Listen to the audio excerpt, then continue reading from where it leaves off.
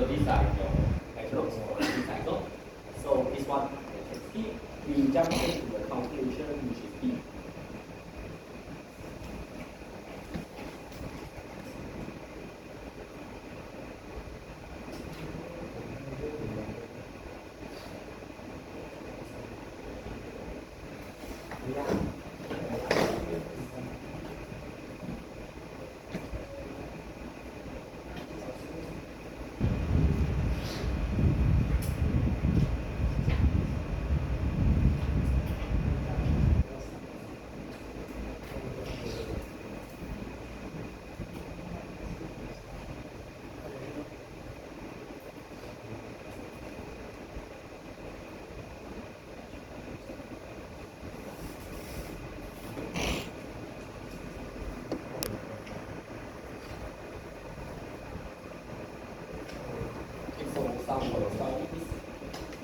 Alright.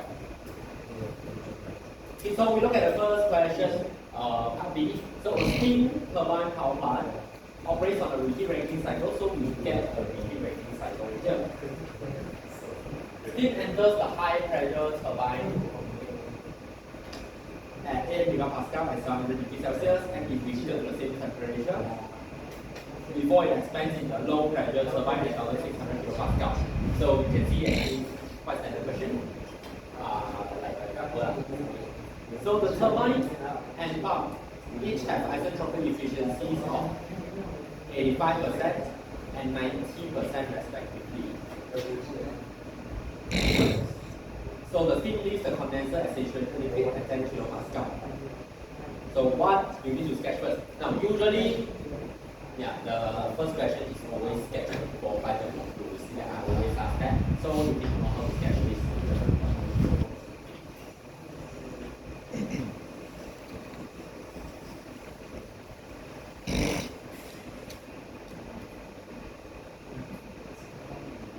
Okay, so we start with sketching.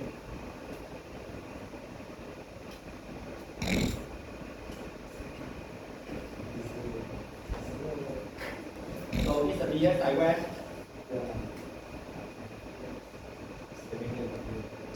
Saturation line. Okay, so reheat cycle. So reheat cycle, you will actually have technically 3 pressure levels. But let me just draw 2 first.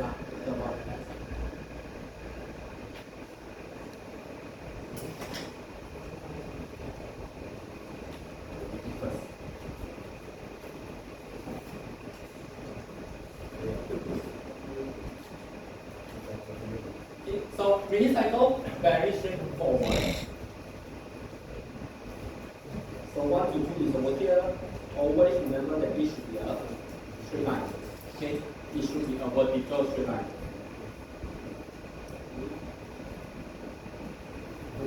Two. Then follow the pressure line up. So 3 is somewhere here. So this is a reheat cycle. This will come down here over for a while. Do we know where it stops at? No, the question doesn't say anything, right? So for 1-4, since the question doesn't say anything, you can stop anywhere as long as you don't go all the way down. That should be fine. That's fine. So you can go back up again. So since we say that it reheat back to the same level or same temperature, so your 4 is here, your 5 should be on the same level as 3.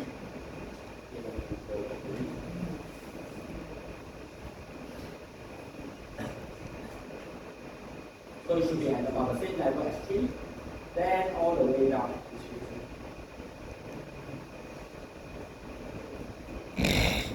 So 6, then it comes back here.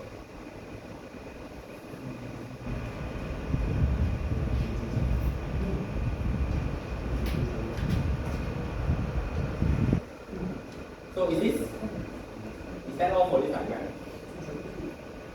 Is this the correct diagram?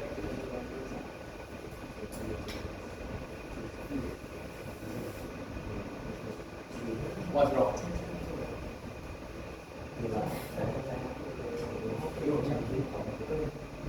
Okay, Q in, Q out, is the main thing, is one thing. There is still something wrong with the diagram.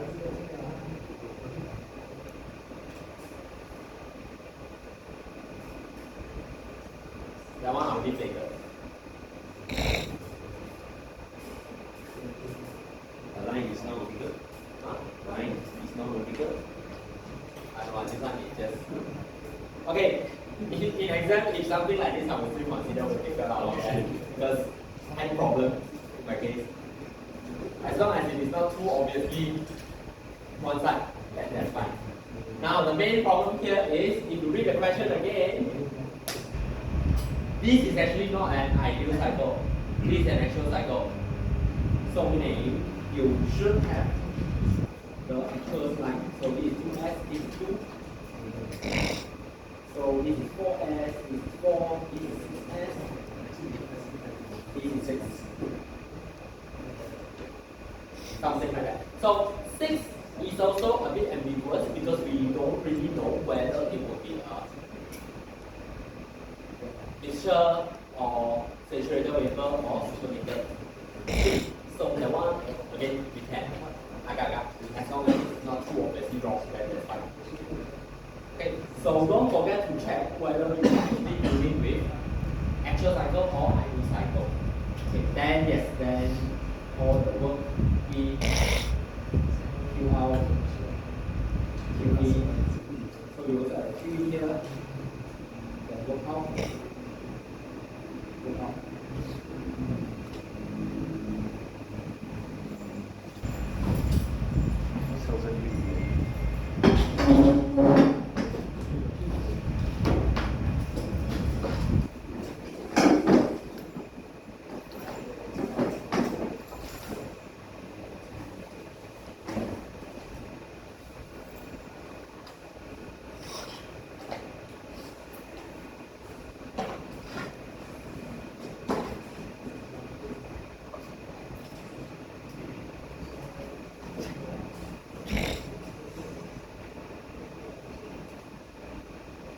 So maybe we can also further label.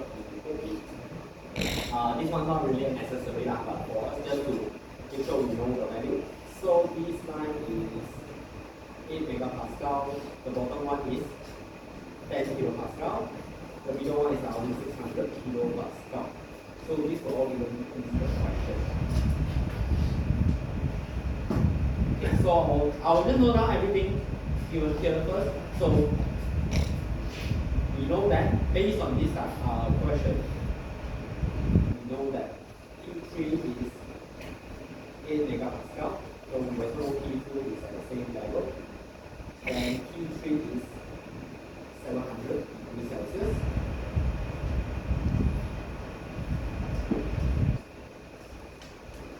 So we heated to the same temperature, so we know that T4 equals to T5 equals to 1600 kilopascal. So T5 is also 700 degrees Celsius. So isentropic efficiency of pump is 90%. Isentropic efficiency of the turbine is 85%. Okay, so then we also know state 1 is still saturated liquid as usual. So P1 equals to P, so P6 equals to P1 equals to 10 kilopascal. Okay, so these are everything that we know here. So to determine the specific enthalpy at each state, so find each of the pitch and the state of the steam at the exit of the high pressure turbine as well as the quantity of the steam at the exit of the low pressure turbine. Okay, this question actually when I was writing out your answer for you, the file that I just uploaded for the solution, I noticed this question actually has slight issue. But regardless of the issue, if you know how to do, you will see the full answer one. The full it's just that the issue here later I will show you. Okay? Because I myself forgot. Okay, let's just solve the first part first. So we want the enthalpy of each state or the specific enthalpy. So from here, H3 we can find, right? From the table, superlative table. Because you have temperature, you have pressure is megapascal. And then H5 also you can find. Maybe I'll just write down the answer. So or maybe you give me the answer.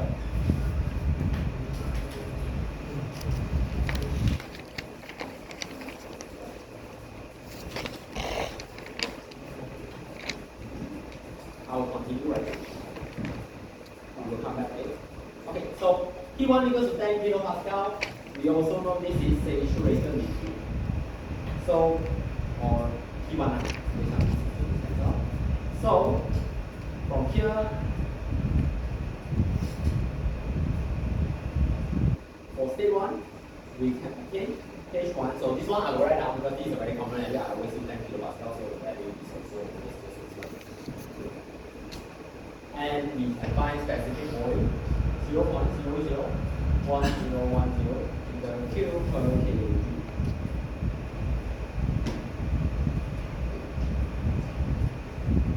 So P1 is settled. Sorry, H1 is settled. Then we also can find H2, right? So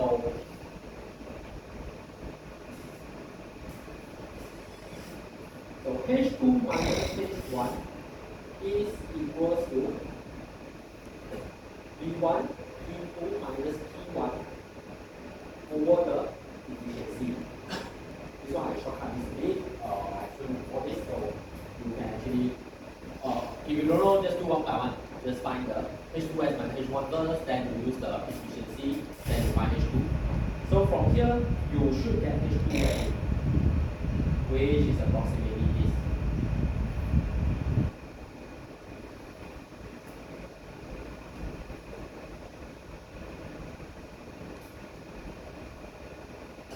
So once again, one easy way for you to always check your answer. Your H2 and your H1 shouldn't be too different value because work done is usually very small.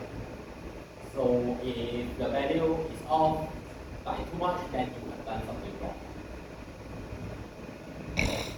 Okay, so we are done with 1, we are done with H2, so back to H3. So what is that H3 value?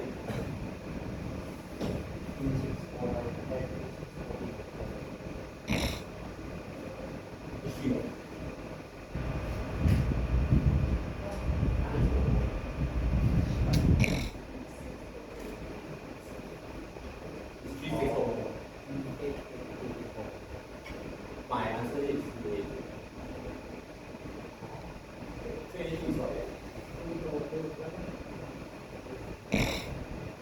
no, I could be wrong one. That's why let the T6 one come. The T6 one for the both of you look at the same one. Okay, is 382.2 kilojoule per kg. Another one will go with it.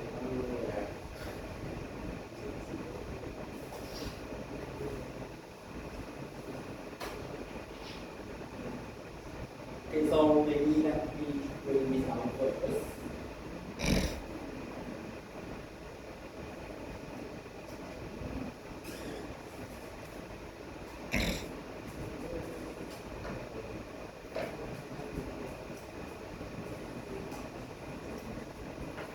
Okay, so of course, stage 3, you found stage 3, H3, but we can find one more thing, right? What else do we need at stage 3? Yes, you need S3 as well. Because you need S3 to fall. State 4, because we know that P4 is 1600 kilopascal, S4 is equal to S3. S4S is equal to S3. So we need S3. So S3 value should be 7.2822. If you get the first answer, this one should be the true.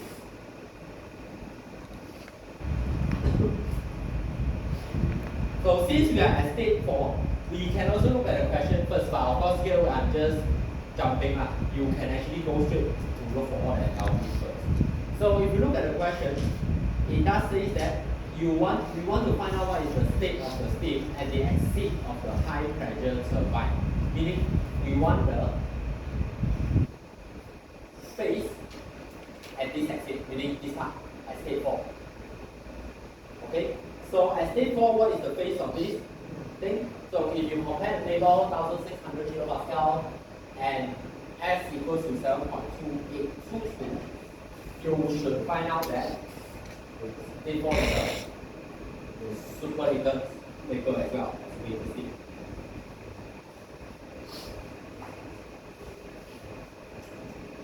So this is one of the answers. And then from there, you can obtain H4S. Okay, so always remember this is H4S.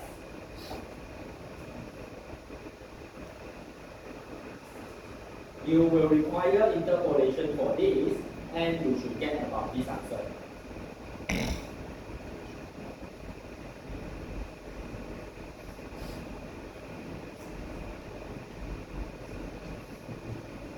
And so, if you use the thermal efficiency of the turbine, so it should be H3 minus H4 over H3 minus H4S.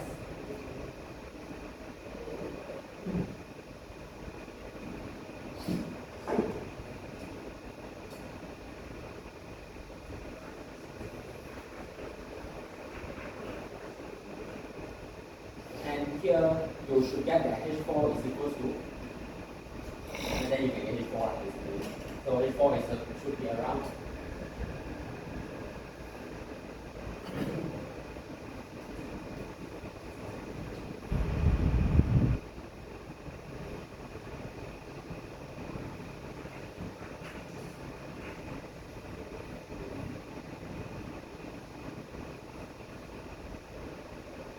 So now here I need to point out one for the okay. The problem actually is 6 I'll explain that a bit. Sorry. Okay, so we just continue first. So P5, once again, same thing. You have P5, you have T5, so you can get H5, which is this value. Same thing from the superheated table. Then you can get S5.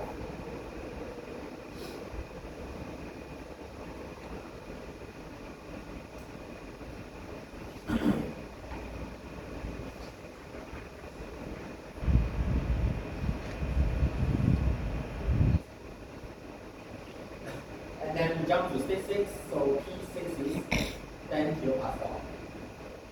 S6S, same thing, equals to S5. Then from here, you will see that this is actually a mixture at this point.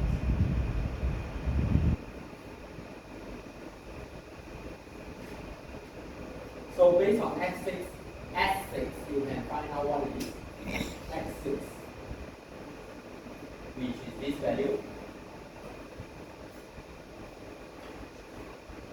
And then H6S, which is this.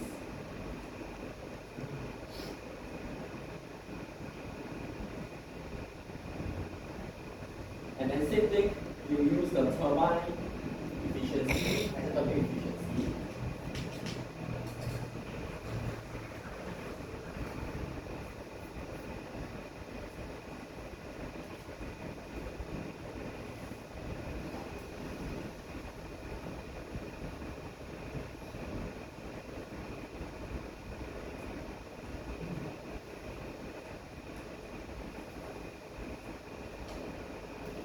Okay, so here is the main issue with this question here.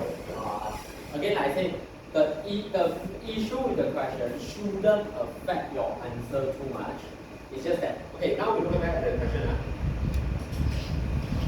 So, question says, you need to find out the exit of the high pressure turbine, we found it, and then the quality of the steam at the exit of the low pressure turbine.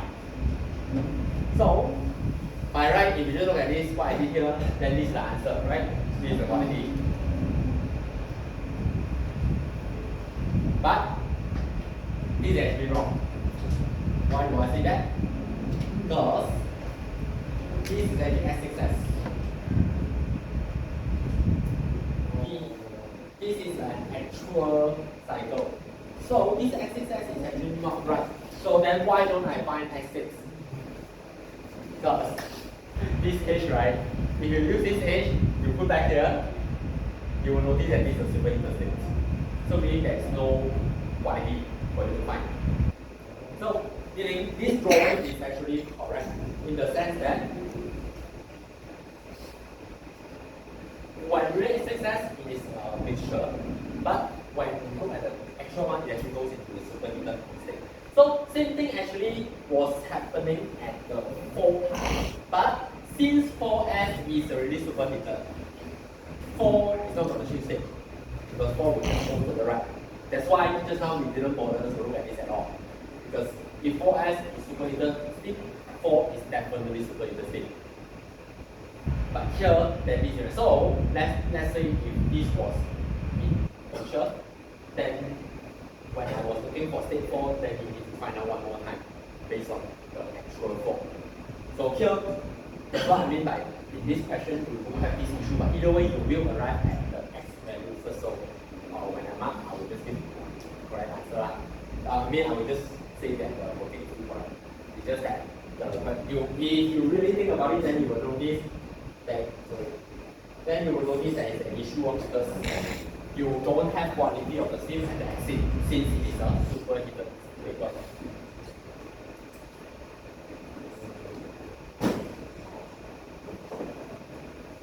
Okay, do you understand how I was getting it?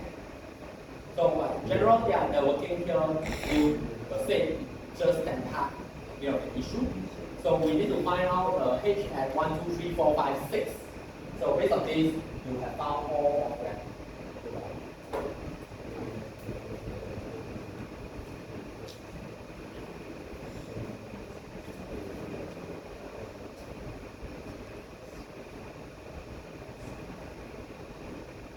Okay, so then now we look at 3. Determine the actual net power output of the power plant if the heat supply to the cycle is 10 megawatts. So if QE is 10 megawatt, you need to determine net power output. So work net. And then explain how using the heat cycle will affect the net power output of power plant as compared to our standard heat cycle. The one again is no dark, but using reheat will. Okay, so we need to find out what is the net power output. So this time is net power output, not specific net power output. So you need this is the capital W, which means we need work out minus work or work net up essentially. Or you can also use Q in minus Q out, whichever one that you like. But the main thing here is you must find out what is mass flow rate first. So we know that Q in is 10 megawatt, which is m dot h. Q in 3 minus 2. Don't forget H5 minus H4. You have 2 Q in.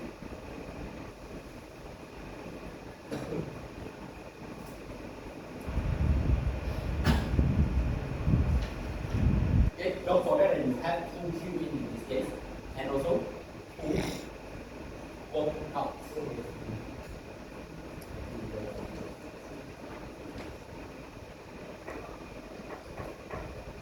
Okay, so you can find work out by using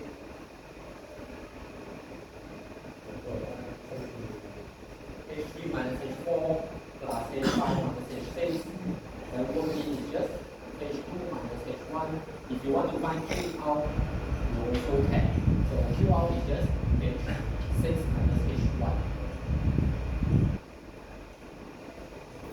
So either one, you can use both. So ultimately, is 3 nothing.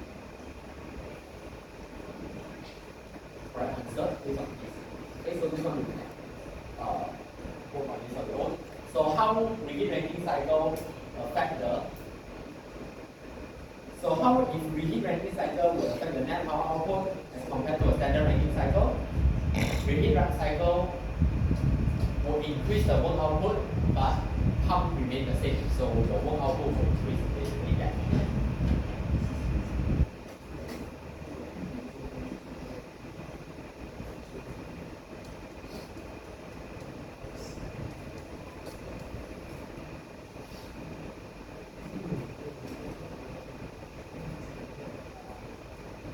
So I'm not writing the full answer, but the explanation is based on data basically. When you use reheat, you have increased work output, but the work input is the same. So the net power output increase.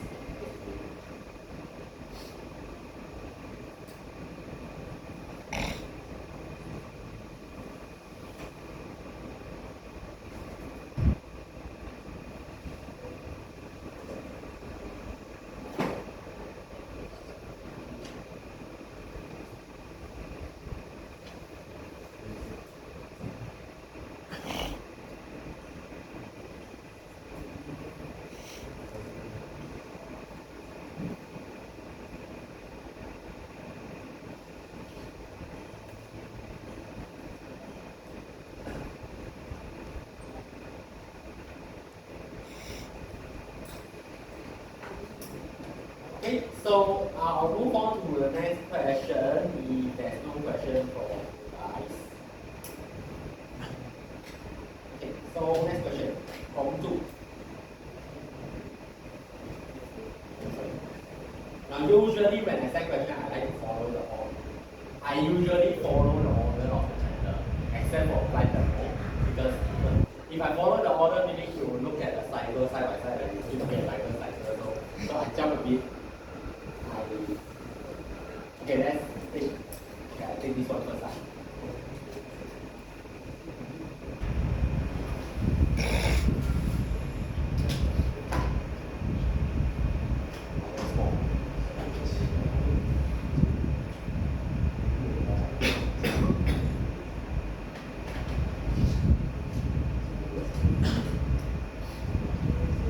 Okay, so this is one paper.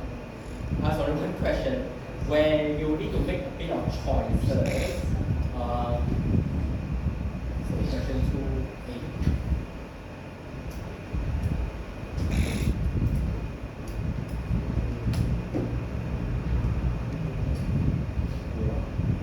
Okay, so let's read this. So a personal water trough, commonly known as jet skis, are popular recreational fuels.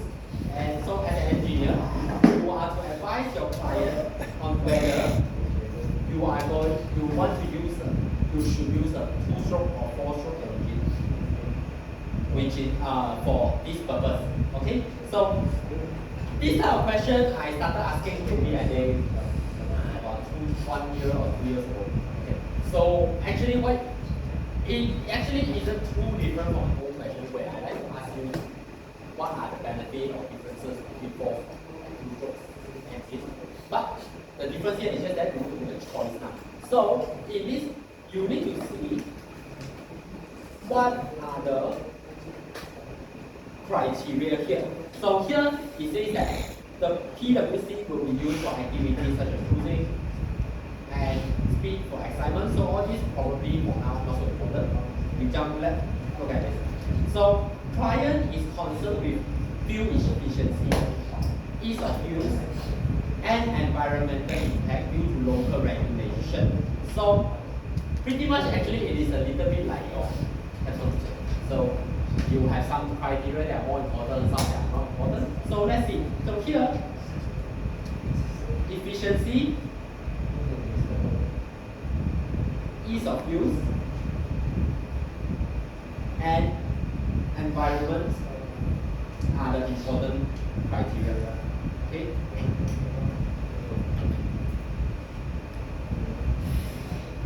So these 3 things you should watch out for when you are deciding which engine to use. So maintenance is secondary concern, meaning maintenance is not important. So now you need to analyze the advantage in terms of power output,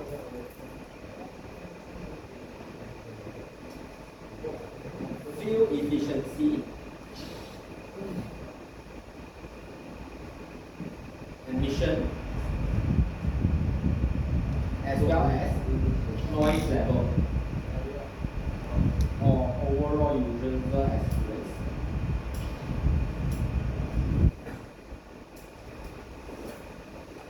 So you look at them one by one, what you need to do now is. So what you can do is actually this. Since you are already analyzing both of the engine, depending on, based on all these four, right, you can actually start by just straight away thinking which one is better in that category first. So first off is power output. So power output, 2-stroke or 4-stroke is better in terms of weight, if they have the same weight. So if they have the same weight for same application, 2-stroke is actually better.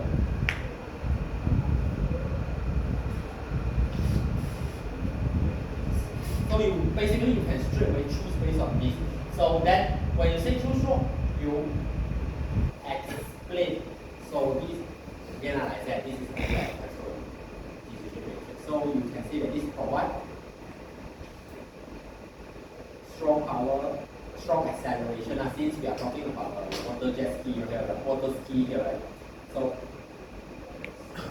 for recreational purpose.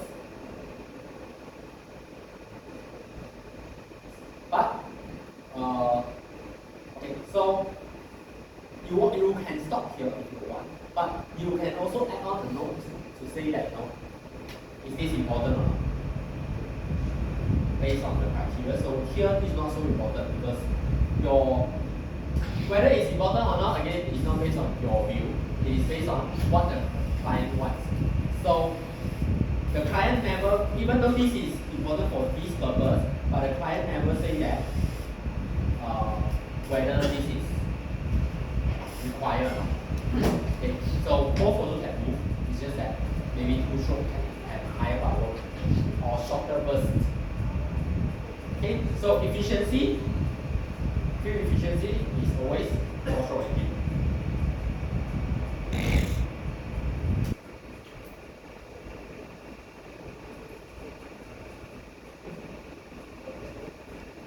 So typically, this one you can just say typically has demonstrates higher efficiency.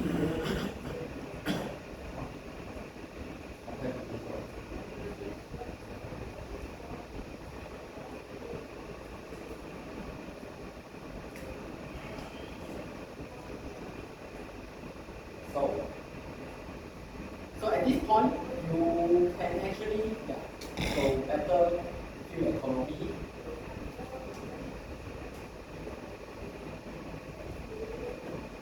And also, one of the main criteria, I can say, is something like this. Emission, also 4-stroke engine. So I think you can see a better now.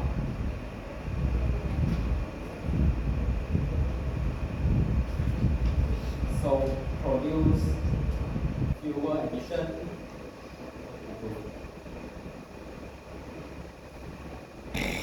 more environmental friendly.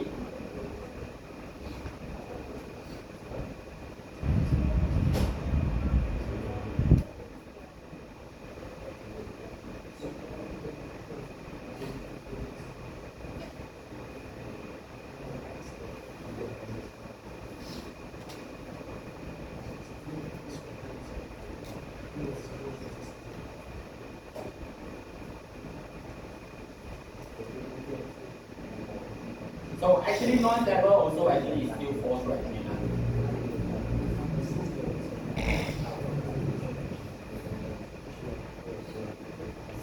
vital operation enhancing interaction.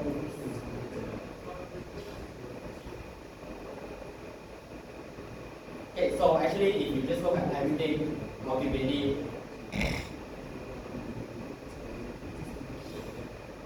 we are still choosing 4-stroke engine.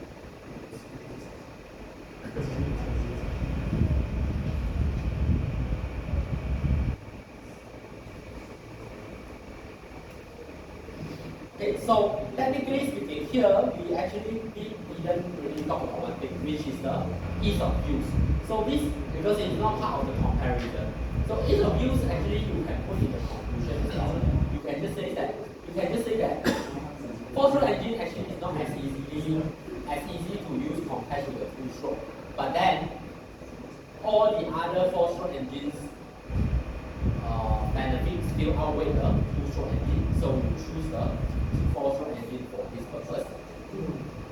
Now, this one is an easy one because the choice is very obvious based on the criteria set by the target. I think the year before, the previous paper probably will be like a bit too, then you need to make a bit more decision. But ultimately, this question, at the end of the day, you are still just talking about the difference and the pros and cons of 4-stroke and 2-stroke engine. The decision is just the last part. So if you can tell me each of them, which one is better, why, you can score most of the marks already. So even if you choose wrongly, then that's also just 1 of the marks out of 10.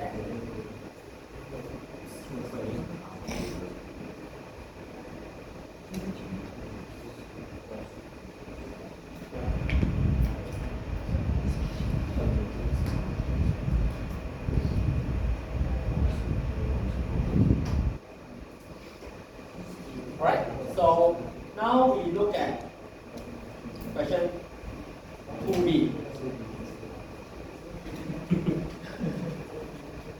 2B, like I said, is one of the chapter that is the easiest for you to score, provided that you remember the equation. Because you can see the question is actually quite straightforward, which is pretty much just like a tutorial. Probably even easier because in this case, because tutorial sometimes we do twist a little bit.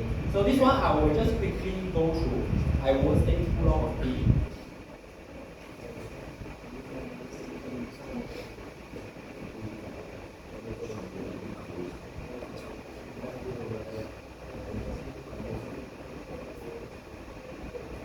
So consider a 4-stroke and single cylinder engine.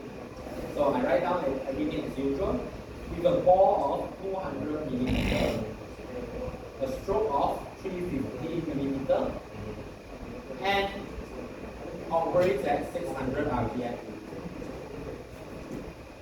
So the net friction rate is 500 Newton and the top arm is 0.6 meter. So we know that W is 500 Newton, the R is 0.6 meter. So you also can calculate the top from here. So, and then you are also given the indicator diagram value. So indicator diagram, by now you should know how to use. The tutorial also I told you, you just use it manually. Alright, but watch out for the unit. So, number 1, ask for the indicator power and the brake power. So you need to find the IP and the VP.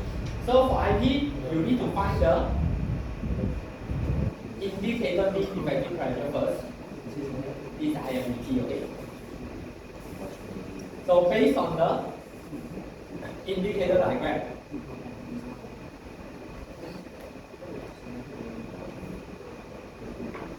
so the indicator diagram you just need to use 540 over 60 multiplied by 90.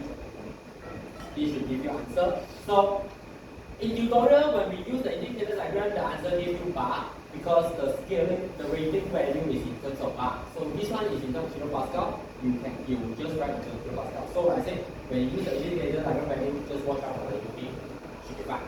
You know that you need to get pressure, so technically you don't even need to memorize the equation because just look at the unit. You need to end up as pressure. That's all. Okay. So then indicator power It's just Pi ALNN over 2 because it's a 4-stroke engine. This should give you the answer. Brake power 2 pi n T or 2 pi n W R. So again, this will be the answer. So like I said, it's very straightforward application of equation. Then mechanical efficiency, EP over IP. Mean distance speed, so this one I told you in class, in the tutorial. So this mean speed is just the revolution speed you multiply by the stroke and then by times 2. Then you will get 2. And then lastly you want EMP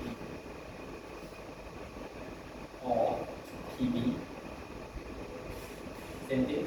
So this one, once again, just apply equation EP times 2 over ALNN. You can see that it's the same equation for IP, but then you just flip it, replace the IP with DP.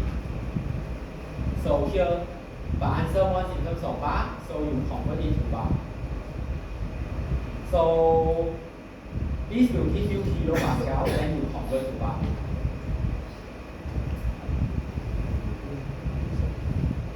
So again, this one is just a simple application of the equation.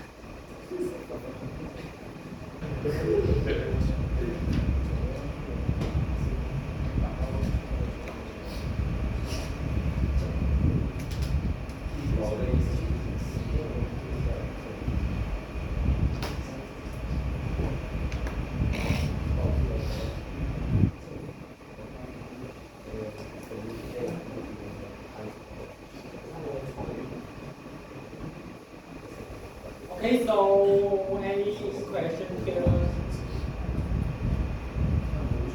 If not, then let's jump to question 3.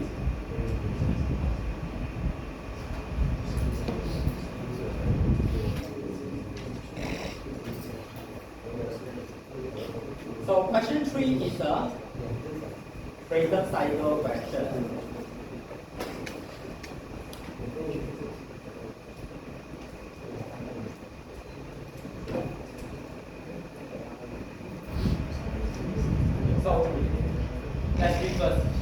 Consider gas power plant operating on the Brayton cycle with 2 stages of compression and 2 stages of expansion.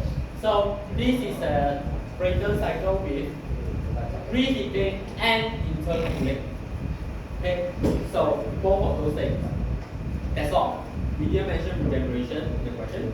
So each stage of the compressor and turbine has a pressure ratio of 5. So each stage is 5. Air enters each stage of the compressor at 27 degrees Celsius and each stage of the turbine at 800 degrees Celsius. All the compressors and turbines used in this power plant have isentropic efficiency of 85%. So once again, this is an actual Brayton cycle. So A, sketch the cycle, blah blah blah. So again, we need to sketch PS diagram. So let's sketch this.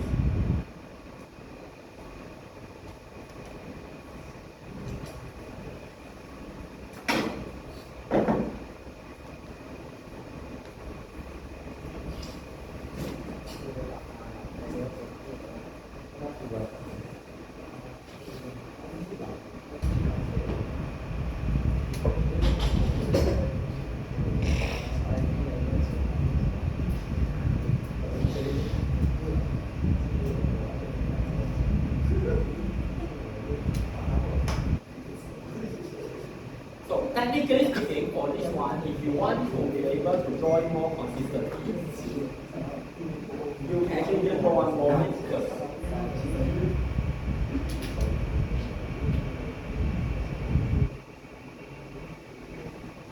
Okay, so one, you start from here.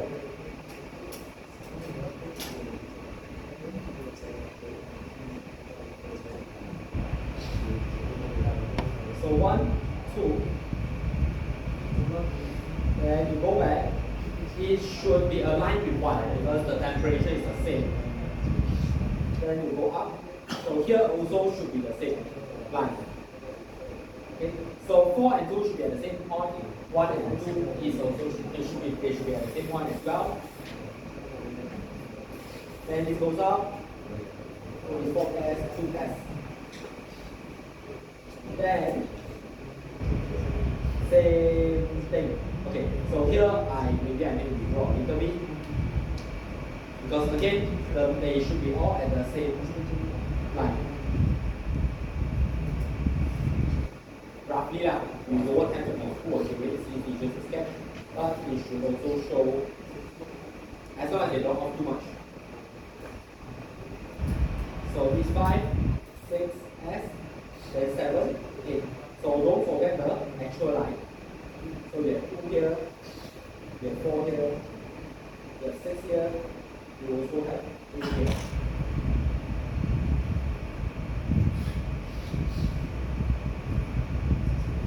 Then your work in, fill out, fill in. So you can look a bit, this one to be honest. So if in exam, the stage data, maybe if you want, you can just draw a whole page, just to give it the not so.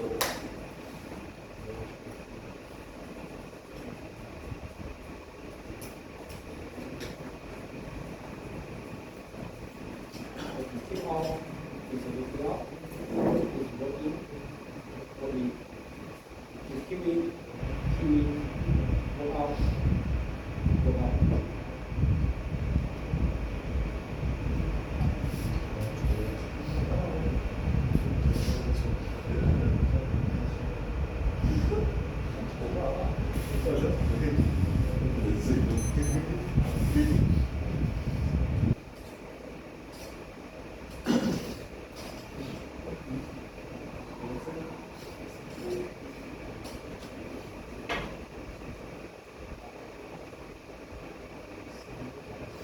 So we are done with A. So B is just a very straightforward question. I ask you to tell me what are the 4 air standard assumptions. You can check more for this. And what is the difference between air standard assumption and co-air standard assumption? Co-air standard assumption will assume constant specific heat and room temperature. Basically that. So C, by using air standard assumption, co-air standard assumption, meaning we are using constant specific heat and room temperature for this question. Determine the temperature of the air at each stage of the cycle. So we need to find out the temperature at each cycle. Okay, so based on the question, we know that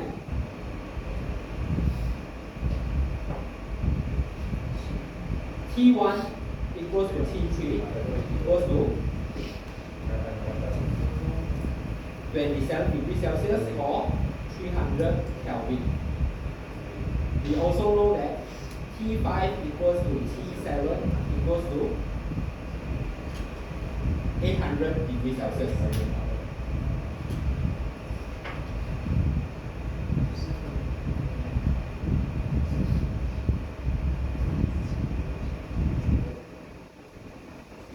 You are also told that the compression ratio or the pressure ratio at each of the compressor and turbine is 5. So, meaning P2 over P1 is equal to P4 over P3, also equals to P5 over P6 equals to P7 over P8 equals to 5. Okay, so everything is 5 in this case.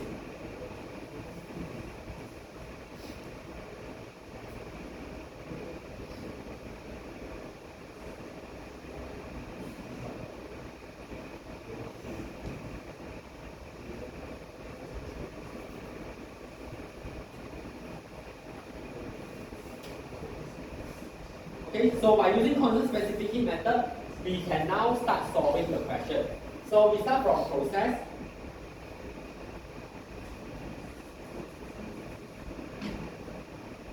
Let's say we go going 1 to 4. Okay.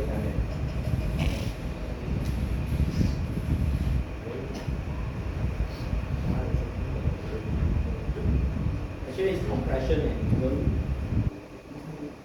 and intercooling. Okay. So stay 1 to 2. So why do I combine them? Because we know that we don't actually need to do so many work, even though the question seems like this. Okay, so we start from the first one first. We know that T2S over T1 is equal to T2 over P1. K minus 1 over K, the isentropic relation, because we are using constant specific heat method here.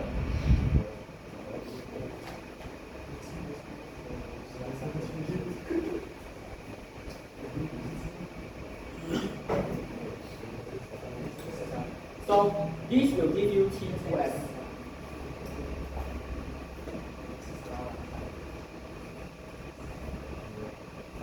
So once you get T2S, then you can use the isentropic efficiency equation. So actually it's just a repeat of the first question.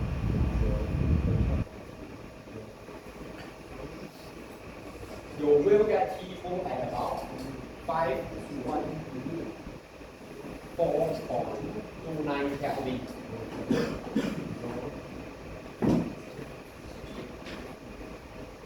Okay, so here it says that all the isentropic is at 85, so regardless of compressor or turbine. So from here, we also know that T2 is equal to T4. Because they are, since the compression ratio is the same, inner temperature is the same, so temperature should be the same. So from this way, we are actually done with process 1 to 4, right? Because we already established T1 to T3 equals to 300 Kelvin. Then we found T2, meaning we also found T4. So we are done with this. So we can jump straight to 5 to 8. So this will be expansion and repeating. We repeat the exact same thing here.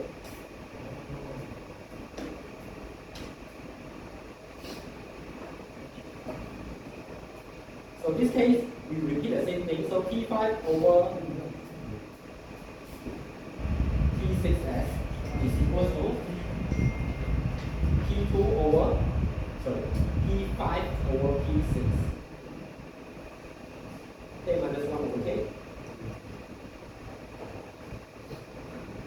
So from here, you can get P6S. Exactly the same thing here. Just that be careful that isentropic efficiency of the turbine is always slightly different. Then here is P5 minus P6 over P5 minus P6S. So from here, you should get P6 value,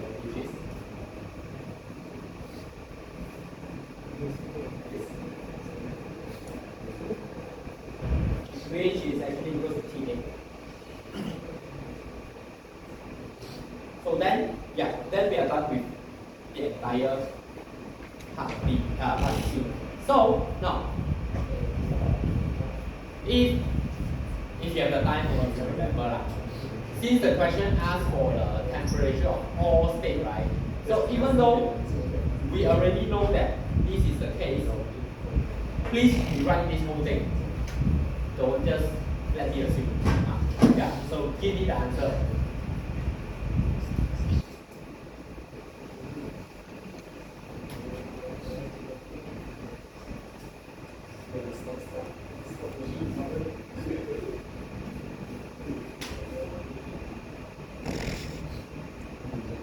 Right? So let's see. So D actually when DP is just looking for mass flow rate. If we design to produce 5 megawatt hour, meaning work done is 5 megawatt.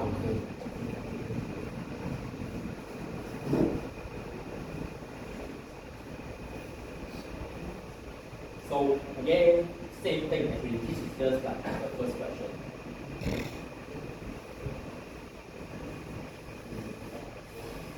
So yeah, you can just use QE minus Q out or A minus A same thing. You can use work out minus work in.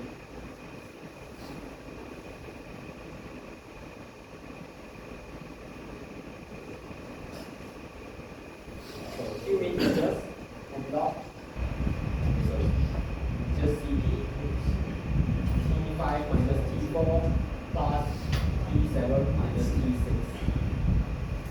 For Q out is CP. Don't forget the CP.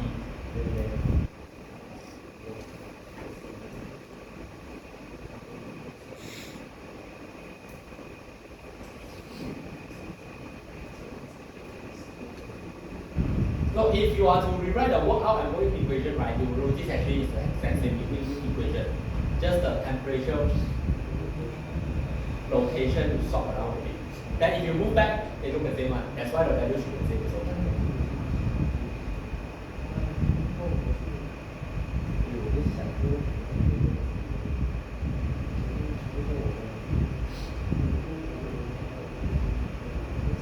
okay, so lastly, it's just backward ratio and thermal efficiency. So this one, yeah, you know what to do.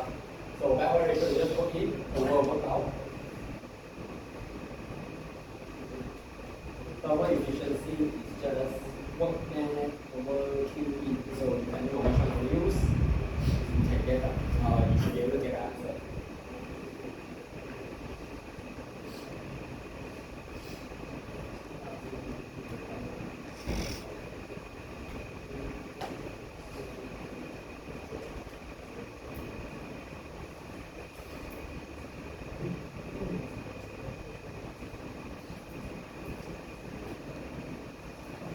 Okay, I shouldn't be too hard here.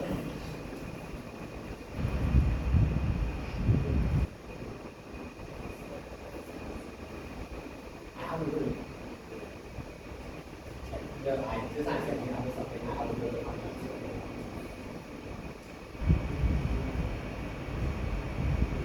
Okay, I can write down as well.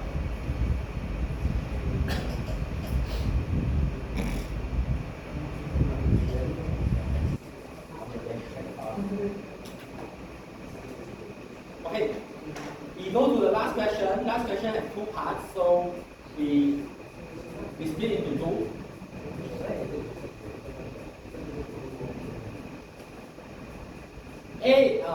Question 4A is very straightforward. Okay, so this one you just need to be careful of any mistake that you make. But actually, I don't remember whether yours is as straightforward.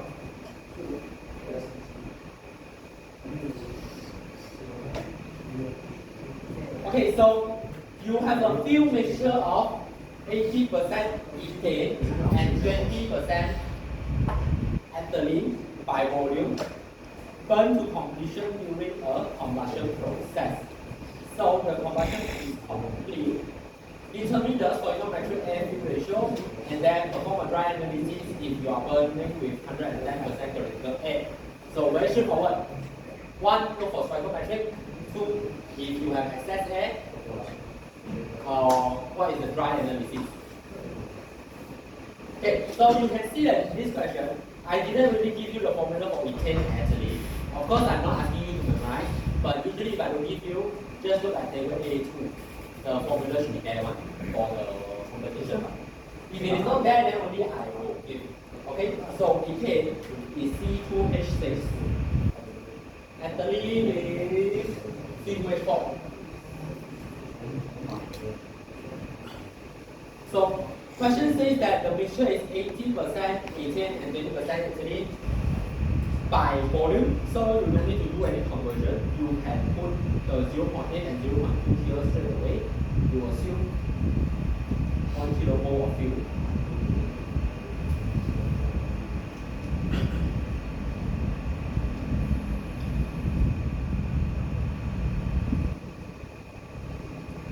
So we are looking for stoichiometric.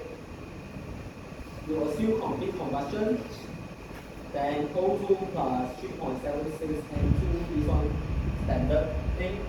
Then for stoichiometric, always remember it is always CO2 plus H2O plus N2.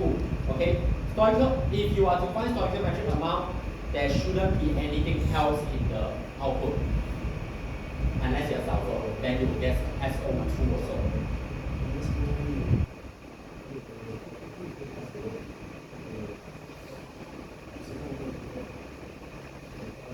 Okay, so here you can do one by one. C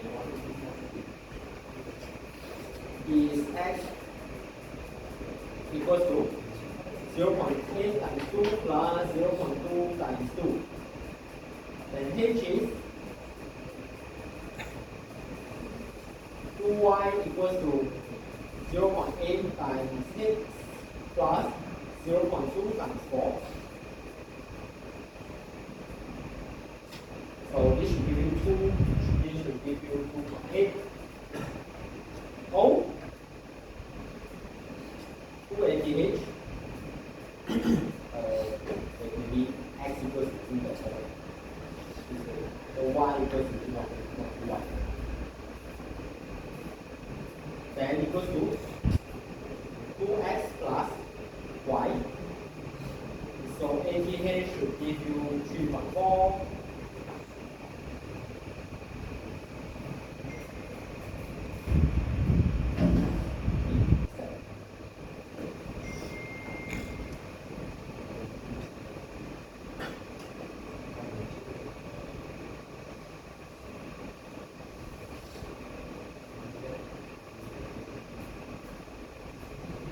So every ratio this time I ask for by mass. So you do by mass. So every ratio for A is very standard. It's just ATH multiplied by 4.76 multiplied by 29. So always remember these numbers are fixed. At the bottom, here you have two different fields. So one is retained, so retain 0.8 multiplied by, so C2, H6, this is 30, I will just transform this. And then 0.2 C2, H4 is 28. So this should give you the average ratio.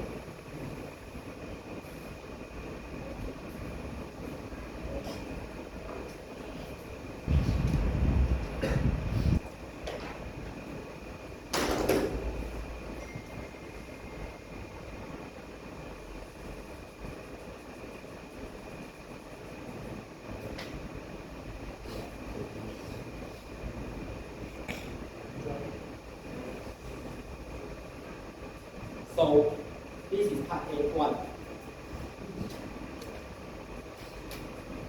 So part 2, perform dry analysis. If you are 110% theoretical A, so you have 10% excess A. So just write the equation. Right? So you can read. So for this case, let's say because excess, I did not knew that you can actually just minus off. So initial one. Just to get the excess A. So maybe I write it this way. So we have 1.1 ATH. So O2 plus 3.76 and 2. And so CO2 value shouldn't change. H2 also shouldn't change. And then you have O2. So O2, right?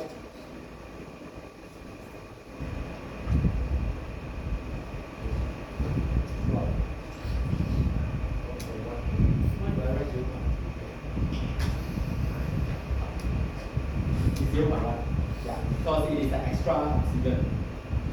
Right. So then plus 1.1 N2. So N2 also 1.1 multiplied by Z. So then you can actually rewrite the whole thing. So if you can write out the, let's say the actual value straight away, I won't penalize you on this one.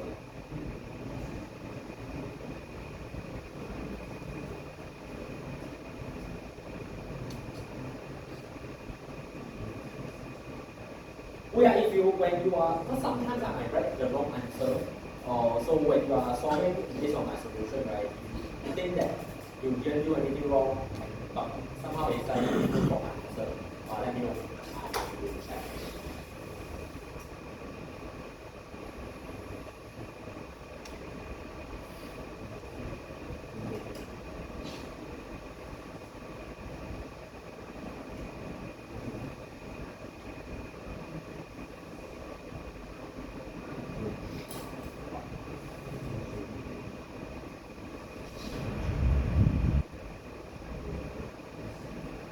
So this should be the final outcome, the log. Then dry analysis. So for dry analysis, first you find total mole of the product first. So you add up all the mole of the product. So total mole will be 16.4 kilomole. You total that up. And after that, you do dry analysis. So YCO2 YO2. So dry analysis don't need water. So YN2. So this 2 over 16.4 is 0.34 over 16.4. And this is 14.36 over 16.4.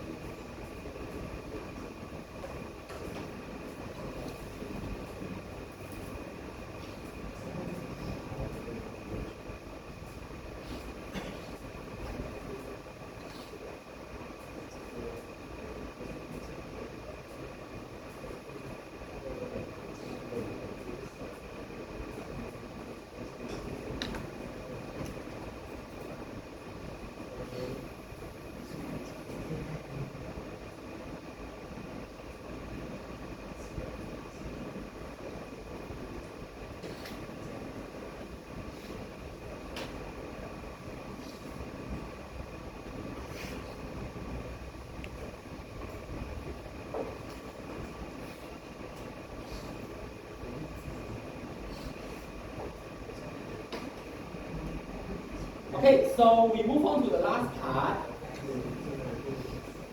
So second part of question 4, I asked about compressible flow. Converging diverging closure in this case.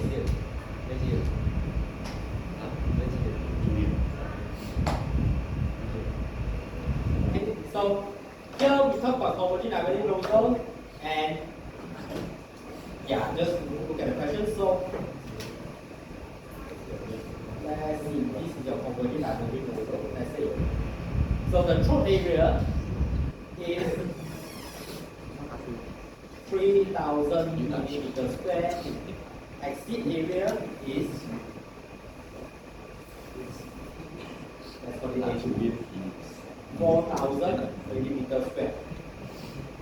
So this 2 is 1. Which expands the air from 1,000 kilopascal and 200 degrees Celsius into a space at 100 kilopascal. So the back pressure here is 100 kilopascal. So back pressure pressure and the pressure at 2 are not necessarily the same. Alright? This is something that you should know. So back pressure and pressure at exit can be different from the back pressure. So you can also see from this question you finish doing it, that's the case here. So back pressure is 100 kilopascal.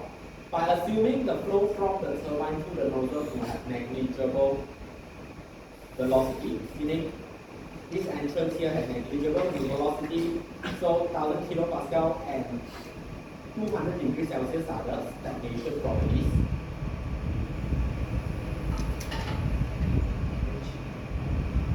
And by taking properties of air at 300 Kelvin, so you use the standard Cp and R value.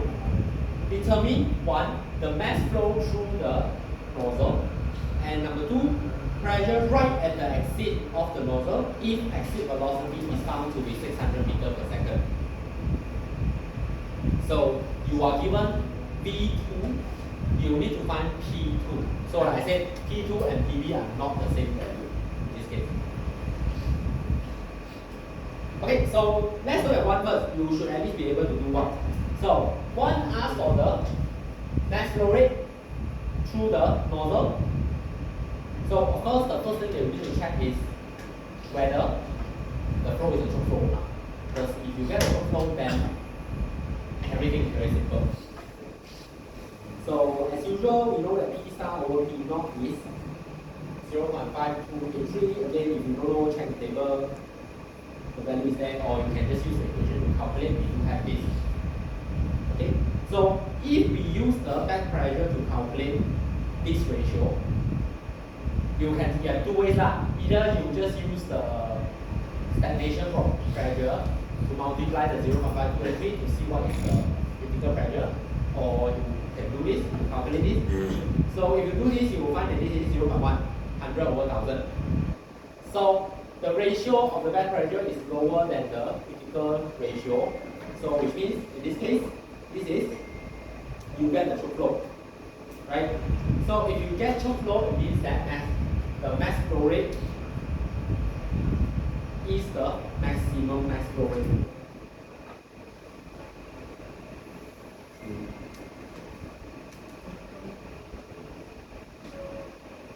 So if you are on the amateur side, you can use equation.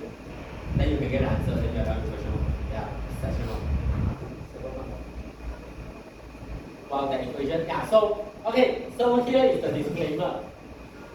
Of course, checking choke flow also get, checking choke flow also advanced, right? And also don't forget your assumption. But, okay, so disclaimer here. So let's say if the equation is 5 marks, because just I say assumption, I say choke flow, so let's say 2 marks. So let's say if you use equation 5 marks, if you get the final answer wrong, I will grab the whole thing. Just one step win, you get the whole step wrong. Okay, maybe I give you 1 mark for the equation. So maybe I give you the equation. But so the other way is you do 1 by 1 dimension. We know that mass flow rate is also rho A C at the choke, right? So you can calculate the critical pressure, so 1 by 1. So from here, you calculate the critical pressure.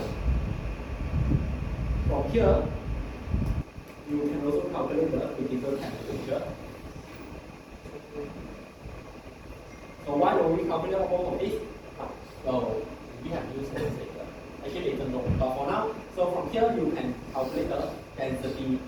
So this is if you don't remember the equation.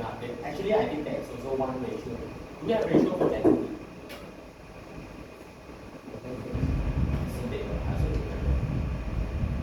Actually, if you have same ratio or density, you will use that.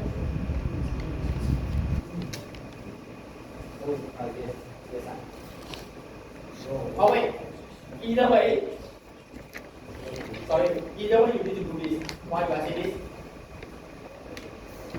Because right, even if you have ratio for density, you don't have stagnation density also. So you still need to use this equation. It's just that, so either you use the stagnation pressure and temperature to find stagnation density, Then you use the density ratio to find the critical density. Or, yeah, this one you find that. So same thing. You still need to do this and you get equation. Okay, then A star is given to you. C is just square root KR T star.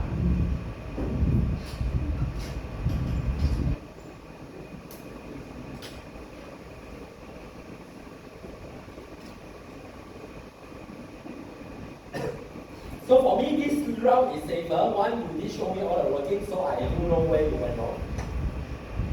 Second, also it's not exact convincing because the equation you can go wrong at a few places, especially at the unit conversion. So always remember, in this case, like R, you need to multiply by 1000.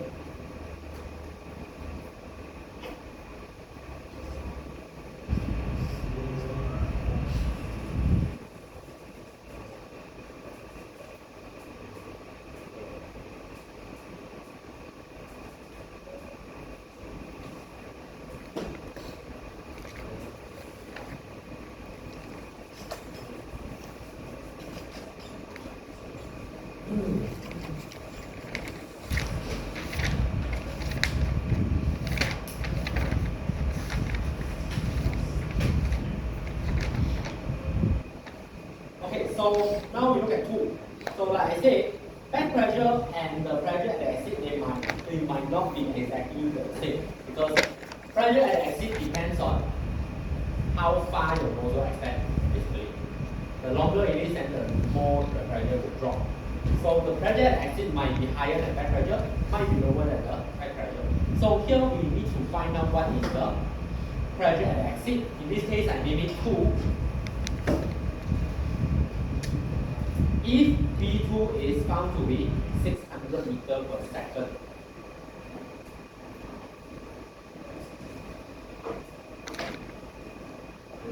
so this V2 is an actual V2. Why do I term it actual V2? Because if let's say you want to calculate the isentropic way, so you assume isentropic flow, you can calculate V2 actually, then you will see that the V is not the same value. That's when we have isentropic efficiency. Yeah, we do have the efficiency thing. So the actual V2 is 600. That's the only thing that we are given. Obviously, we are going to make use of this equation, this value. Okay. So this entire chapter, you will see that we actually revolve around a few equations only. Okay. So velocity equation is always this equation.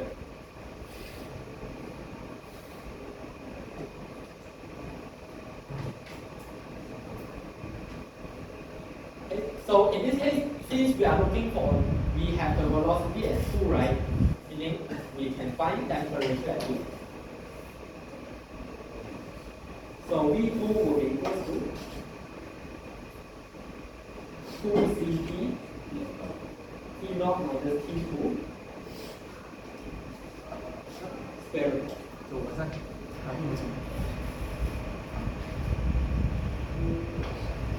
And from here, okay, technically this one is the V2 equation, but actually we need this. No, I think I move it around the wrong way. This is to calculate V2, but if you want to calculate T2, it is simply T0 minus V2 squared over T2. Okay, so we want T2. So once you found T2, again, this calculation all should be in terms of calculation.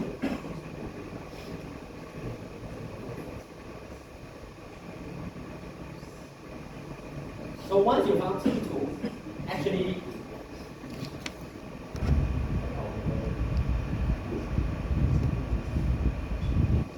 how can you make use of this to find pressure? We can reverse just what we did at the top actually. So meaning we know that T2 is actually equal to rho 2 R T2.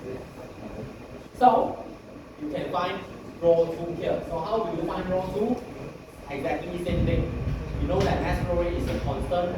So rho 2 A2 V2. So A2 is also given to you, V2 is given to you, so rho 2 is equal to M dot maximum over A2, V2 actual. Then from here you can find P2.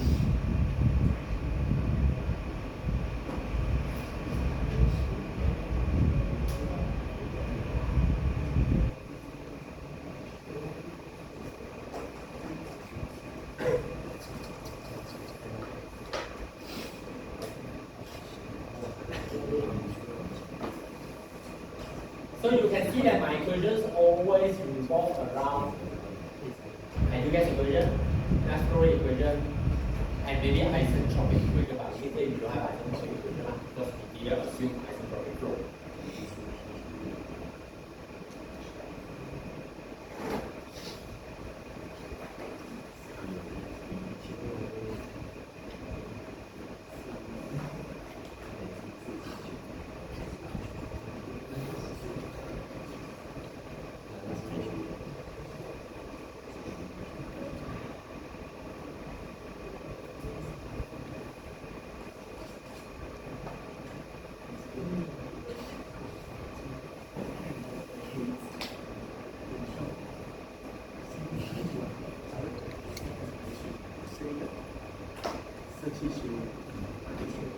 Okay, so maybe a little bit extra. I thought this is a tutorial yesterday. So let's say you need to find the what do you want that? Isentropic efficiency.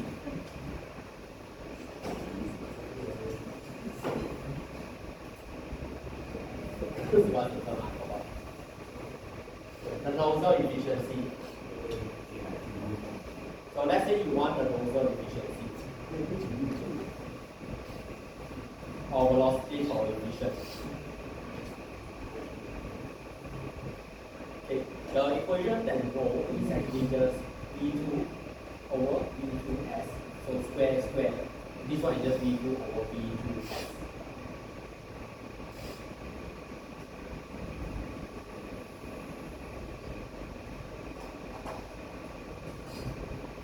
Okay, so the last question of tutorial yesterday was this. Okay, so we have V2, we have V2S. So meaning here V2 you already have the value. All you need to do is you need to find V2S. So how do we find V2S then? So for V2S then you need to assume isentropic flow.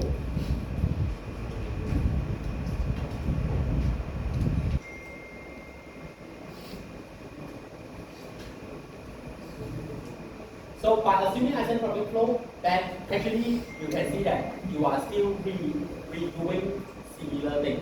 Because now we want to find V2S now.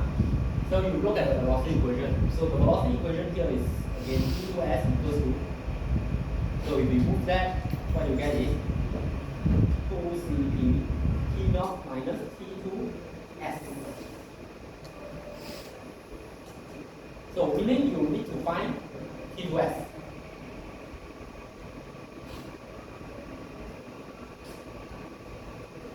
Yes, so how do you find T2S?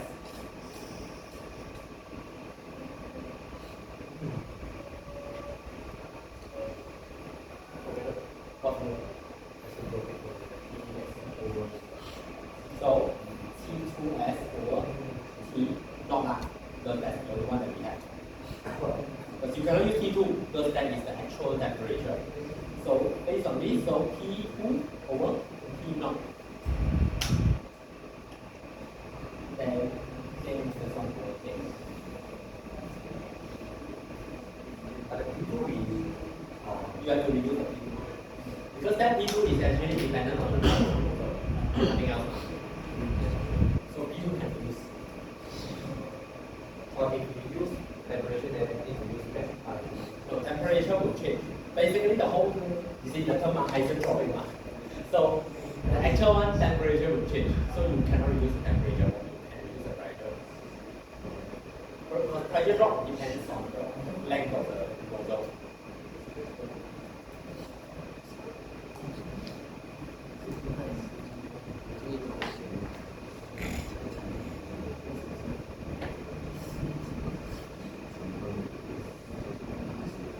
Okay, so also same thing that I told the class, I asked the class yesterday.